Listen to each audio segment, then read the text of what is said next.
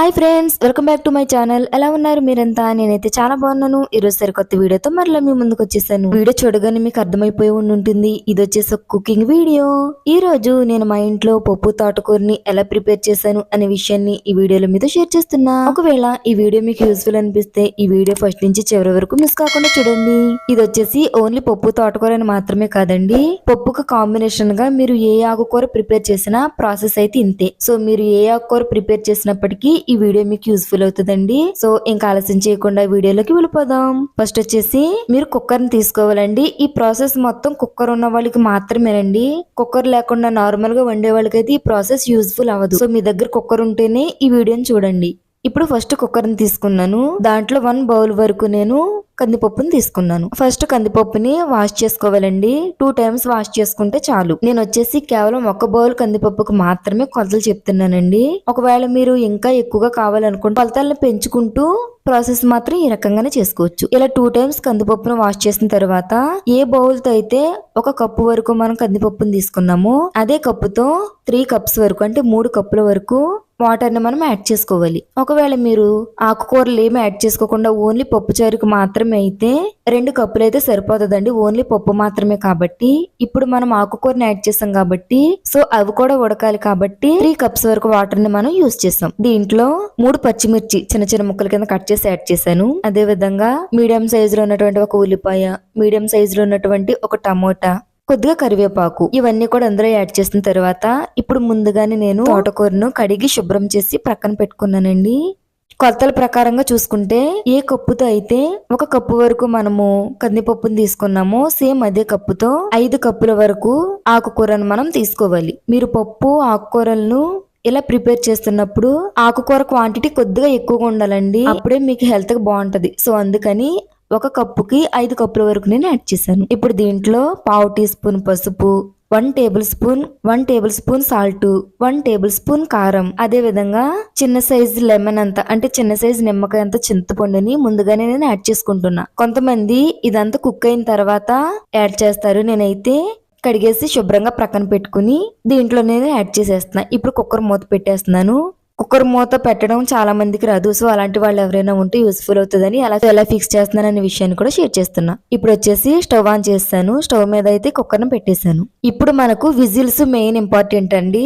Correct గా 5 whistles రావాలి. మీరు మీడియం ఫ్లేమ్ లో పెట్టాలా, హై ఫ్లేమ్ లో పెట్టాలి ఇవన్నీ అడుగుతారు. ఫస్ట్ అది హీట్ అయ్యేంత వరకు మీడియం టు హై ఫ్లేమ్ లో పెట్టి 1 విజిల్ వచ్చిందన్న తర్వాత లో ఫ్లేమ్ లో పెట్టేయాలి. అలా 5 విజిల్స్ వచ్చిన తర్వాత చూసారు కదా ఓపెన్ చేస్తే ఎలా ఉందో. మీరు వెంటనే కుక్కర్ ని ఎప్పుడు ఓపెన్ చేయకూడదు.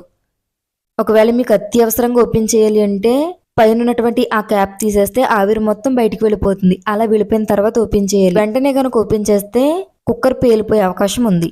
సో కుక్కర్ లో వండడమే కాదు, కుక్కర్ వాడడం కూడా మీరు తెలుసుకోవాలి. చూసారు కదా పప్పు అయితే నాకు ఈ రకంగా వచ్చింది.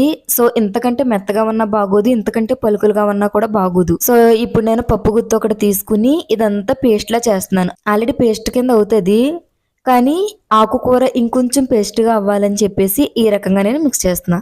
చూసారు కదా టెక్స్చర్ అనేది ఎలా ఉందో. ఇలా వచ్చిన తర్వాత దీంట్లో మనం వాటర్ ని యాడ్ చేసుకోవాలి. నేను 1/2 గ్లాస్ వరకు వాటర్ ని అయితే యాడ్ చేసుకున్నాను. ఎందుకంటే కుక్కర్ లో వేసిన ఏ పప్పు అయినా కొద్దిసేపటికి గట్టి పడిపోద్దండి, అందుకని వాటర్ ని యాడ్ చేశాను. ఇలా వాటర్ యాడ్ చేయడం వల్ల కొద్దిసేపటికి గట్టి పడకుండా మనకు కావలసినట్టు అటు పలచగా కాకుండా ఇటు చిక్కగా కాకుండా కూడా ఈ రకంగా మనకు వస్తది. సో ఇప్పుడు సాల్ట్ సరిపోయిందో లేదు చూసుకుని సాల్ట్ ని యాడ్ చేసుకోవాలి. నాకు కొద్దిగా సాల్ట్ తక్కువైందండి, సో అందుకని నేను సాల్ట్ ని అయితే యాడ్ చేసుకున్నా. ఏ కర్రీ అయినా ఉడికేటప్పుడు మీరు సాల్ట్ ని కనుక చెక్ చేస్తే మీకు పర్ఫెక్ట్ గా సాల్ట్ అనేది సరిపోయేలాగా వస్తుంది. కర్రీ అంతా అయిపోయిన తర్వాత మీరు టేస్ట్ చేసినా యూజ్ ఏముంటదండి. ఇప్పుడు వచ్చేసి తాలింపుకి ప్రిపేర్ చేసేద్దాం. ఇప్పుడు ఒక చిన్న మూకుని తీసుకున్నాను. దీంట్లో 1 టేబుల్ స్పూన్ వరకు ఆయిల్ ని యాడ్ చేశాను. ఆయిల్ బబుల్స్ వచ్చేంత వరకు ఉంచి దీంట్లో 7 వెల్లుల్లి రెమ్మలు కచ్చబిచ్చగా దంచి దాంట్లో యాడ్ చేశానండి.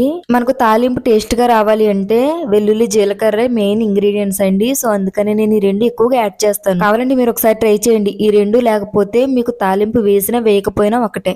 ఫస్ట్ వచ్చేసి వెల్లుల్లిపాయలు ఇలా గోల్డెన్ కలర్ వచ్చేంత వరకు ఫ్రై చేసుకుని ఇప్పుడు దీంట్లో 1 టేబుల్ స్పూన్ వరకు జీలకర్ర అయితే నేను యాడ్ చేసుకున్నా. జీలకర్ర కూడా లైట్ గా గోల్డెన్ కలర్ వస్తుంది అన్న టైంలో 2 ఎండుమిర్చి చిన్న చిన్న ముక్కల కింద కట్ చేసి యాడ్ చేసుకున్నా. ఆల్రెడీ నేను పచ్చిమిర్చి యాడ్ చేశాను కదండి పప్పులో, అందుకని దీంట్లో 2 మాత్రమే ఎండుమిర్చి యాడ్ చేశాను. అదే విధంగా కొద్దిగా కరివేపాకు. ఇప్పుడు ఇవన్నీ కూడా మిక్స్ చేసి ఇవన్నీ కూడా లైట్ గా మాడిపోవాలండి. అలా మాడితేనే మీకు టేస్ట్ అనేది బాగుంటుంది. అన్నాను కదా అని మరీ ఎక్కువగా మార్చేయకండి. నేను వీడియోలో చూపిస్తున్నాను కదా, ఈ రకంగా అయ్యేంత వరకు ఉంచి మీరు తాలింపు పెట్టే ఒక 5 సెకండ్స్ ముందు హై ఫ్లేమ్ లో పెట్టుకోవాలి.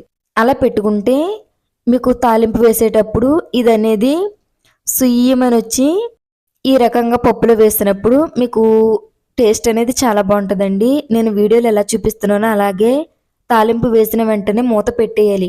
ఆవిరి వెంటనే బయటకు పోవడం వల్ల మీకు టేస్ట్ ఉండదు. సో ఆవిరి బయటకు పోకుండా ఈ రకంగా మూత పెడితే టేస్ట్ అనేది చాలా బాగుంటది. అంతే ఫ్రెండ్స్, చాలా ఈజీగా పప్పు మరియు ఆకుకూరలతో నేనైతే పప్పుని ప్రిపేర్ చేసేసాను. ఒకవేళ గోంగూర అయితే మీరు చింతపండు యాడ్ చేసుకోరు, అంతేనండి. ప్రాసెస్ అంతా ఇంతే.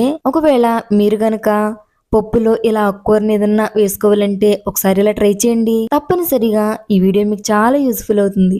అంతే ఫ్రెండ్స్, ఈ వీడియో కనుక మీకు యూస్ఫుల్ అనిపిస్తే ఈ వీడియోని లైక్ చేయండి, షేర్ చేయండి. తప్పకుండా మన ఛానల్ కూడా సబ్స్క్రైబ్ చేసుకోండి. Bye friends.